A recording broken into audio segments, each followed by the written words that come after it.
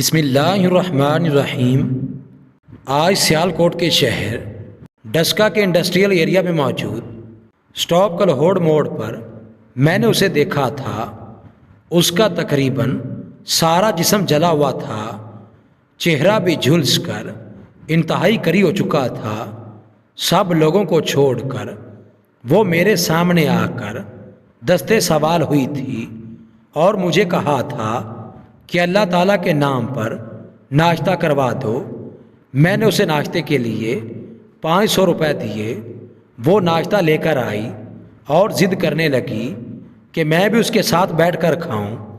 میں ہی نہیں، میری جگہ کوئی بھی ہوتا تو شاید اس کے پاس بیٹھ کر نہ کھاتا، مگر میں اللہ تعالیٰ کے خوف سے ڈر کر انکار نہ کر سکا اور اس کے ساتھ بیٹھ کر پراٹھے اور آملیٹ کے 3-4 نوالے کھا لیے۔ اور کھانے کے دوران وہاں کھڑے تمام لوگ مجھے عجیب انداز سے گھور رہے تھے، مگر میں نے سب کو نظر انداز کر کے اس عورت سے اس حال میں پہنچنے کی وجہ پوچھی تو اس نے بتایا کہ میرا نام سندر تبسم ہے، میرا تعلق بہاڑی سے ہے۔ ہم 2 بہنیں تھیں اور میرے والد صاحب ہمارے بچپن میں چل بسے تھے، اور اکثر خاندانوں کی طرح میرے ددیال والوں نے بھی ہماری کفالت سے انکار کر دیا، تو میری ماں ہمیں لے کر ننیال چلی گئی۔ ہماری نانو تو پہلے ہی فوت ہو چکی تھی۔ نانا جان نے ہماری کفالت کی ذمہ داری اور بیٹوں کی طرف سے ملنے والی خرچ کی رقم سے ہماری کفالت کرنے لگے، مگر چونکہ ایک آدمی کے حصے سے 4 آدمیوں کا کھانا ممکن نہ تھا، لہٰذا نانا جان نے اپنے بیٹوں سے مزید مالی معاملات کا تقاضا کیا، تو انہوں نے میری ماں کی دوسری شادی کا مشورہ دے دیا۔ میرے نانا جان نے میری والدہ صاحبہ سے بات کی تو والدہ صاحبہ نے انکار کر دیا۔ جب میری والدہ صاحبہ کا انکار میرے ماموں لوگوں تک پہنچا تو انہوں نے نانا ابو تک کو رقم دینا بند کر دی تاکہ وہ ہماری کفالت نہ کر سکے۔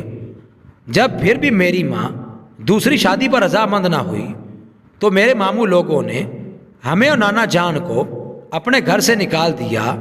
مجبوراً ہم لوگ ایک دیہات میں کسی سے گھر مانگ کر اس میں بیٹھ گئے، اور میری ماں نے لوگوں کے گھروں میں کام کرنا شروع کر دیا، جبکہ نانا جان نے مسجد میں امامت کے فرائض سنبھال لیے۔ الحمدللہ ہمارا بہترین گزارا ہونے لگا۔ گاؤں میں منتقل ہونے کے 3 سال بعد ہی میرے نانا جان کا انتقال ہو گیا۔ ہم لوگ ایک بار پھر لاوارث ہو کر اسی موڑ پر آ کر کھڑے ہو گئے جہاں سے آغاز کیا تھا۔ اب کی بار بھی میری ماں نے ہمت نہ ہاری اور محنت اور بڑھا دی تاکہ ہمارے کھانے کے ساتھ ساتھ نکاح کے لیے بھی کچھ بچا کر رکھ سکے، کیونکہ اب میں جوانی کی دہلیز پر پہنچ چکی تھی، جبکہ میری چھوٹی بہن بھی 2 سال بعد جوانی کی دہلیز پر قدم رکھنے والی تھی۔ جب لاکھ محنت کے بعد بھی میری ماں فقط ہمارے لیے روٹی کما پائی تو انہوں نے ہم دونوں بہنوں کو بھی ساتھ کام پر لے جانا شروع کر دیا تاکہ آمدن میں اضافہ ہو سکے۔ اب میری والدہ 3 کی بجائے 6 گھروں میں کام کرنے لگی، کیونکہ ہم دونوں بہنیں بھی کام کروانے میں والدہ صاحبہ کی مدد کرتی تھیں۔ یوں گھر کے اخراجات کے علاوہ کچھ بچت بھی ہونے لگی، اور پھر زندگی نے ہم کو ایک نئے امتحان میں ڈال دیا۔ ہم گاؤں کے چودھری سیٹھ فیاض کے گھر کام کرتے تھے۔ ایک بار ان کے گھر سیالکوٹ سے ان کے قریبی رشتہ دار مہمان بن کر آ گئے، جن میں ایک خوبرو لڑکا مجاہد بھی شامل تھا۔ مجاہد نے مجھ پر ڈورے ڈالنے شروع کر دیے، اور میں حالات سے واقف ہونے کے باوجود مجاہد کی جانب کھینچی چلی گئی۔ یوں میری نام نہاد محبت کا آغاز ہوا۔ اس کے بعد ہمارا خط و کتابت کے ذریعے رابطہ رہنے لگا۔ پھر مجاہد نے مجھ سے شادی کے متعلق پوچھا تو میں نے حامی بھر لی، مگر جب میرے محبوب نے اپنے گھر میں بات کی تو انہوں نے رشتہ مانگنے سے انکار کر دیا۔ جب اس کے گھر والے میرا رشتہ مانگنے پر راضی نہ ہوئے تو اس نے اپنے گھر والوں کی مرضی کے بنا میری ماں سے میرا ہاتھ مانگ لیا، مگر میری ماں نے یہ کہتے ہوئے رشتہ دینے سے انکار کر دیا کہ وہ محبت پر یقین نہیں رکھتی، پہلے گھر والوں کو راضی کرو، پھر ہم دونوں گھرانے ایک دوسرے کو دیکھ پرکھ کر فیصلہ کریں گے کہ کیا کرنا ہے۔ دوسرے لفظوں میں میری ماں نے بھی مجاہد کو جواب دے دیا۔ مجاہد نے مجھے گھر سے بھاگ کر شادی کرنے پر رضامند کر لیا۔ جب میں گھر سے بھاگنے کا ارادہ کرنے لگی تو میری ماں کو مجھ پر شک ہو گیا۔ دوسری طرف میرا محبوب بھی میری ماں سے خطرہ محسوس کرتا تھا تاکہ بعد میں کوئی قانونی کارروائی نہ ہو، لہٰذا اس نے میری ماں اور میری بہن کو راستے سے ہٹانے کا پروگرام بنایا اور میری رضامندی سے رات کو جب میری والدہ اور بہن سو رہی تھی کمرے میں تیل چھڑک کر آگ لگا دی اور راتوں رات ہی مجھے لے کر فرار ہو گیا۔ دوسری طرف میری والدہ اور بہن کی چیخو پکار سن کر لوگوں نے ان کو بچا لیا، مگر ان کے چہرے جھل چکے تھے۔ ان کی شکل اس حد تک ڈراؤنی ہو گئی تھی کہ لوگوں نے انہیں گاؤں میں رکھنے سے بھی انکار کر دیا۔ کچھ عرصہ تک میری ماں اور بہن نے حالات کا مقابلہ کرنے کی کوشش کی، مگر پھر ہمت ہار گئی۔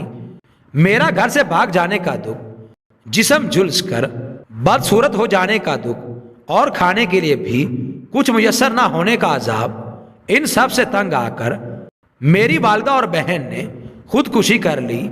میری والدہ اور بہن کی موت کے بعد ان کی آزمائش ختم ہو گئی، مگر میری آزمائش شروع ہو گئی۔ میں امید سے ہوئی تو میرے شوہر نے میڈیکل چیک اپ سے پتہ کروا لیا کہ پیٹ میں بیٹی موجود ہے، لہٰذا انہوں نے ابارشن کروا دیا۔ یہاں تک کہ میں 3 بار امید سے ہوئی اور تینوں بار ابارشن ہوا تو ڈاکٹر نے بتایا کہ اب میں دوبارہ کبھی بھی ماں نہیں بن سکوں گی، جبکہ میرے محبوب نے بھی میرا جسم اچھی طرح نوچ لیا تھا، لہٰذا اس نے میری ماں کی طرح مجھے بھی جلا کر مارنے کی کوشش کی۔ میرا سارا جسم جھلس گیا، مگر میں بچ گئی تو میرا شوہر ہاسپٹل میں ہی مجھے طلاق دے کر چلا گیا۔ اب میں ایسے ہی مانگ کر گزارا کرتی ہوں۔